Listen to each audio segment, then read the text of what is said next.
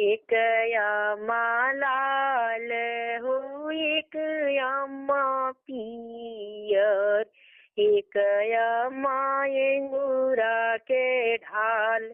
तीनों ही अम्मा मोरे बाबा के दुअरवा,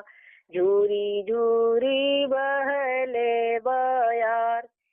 घर में से निकलनी बेटी हो कामनी बेटी, बाईनी देवड़िया के ठाड़,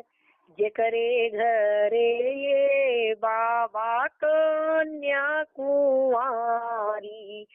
ते कैसे सुतयन ची, एतानी बचनी बाबा सुने ही ना पवन, चली बहीन सोनारा के देश,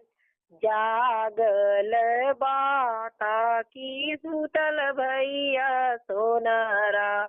गड़ी देहू सोने क दरब, ओही रे दरबिया मेधिया के लुकई बै, नाही पई है दुलरू दमाद,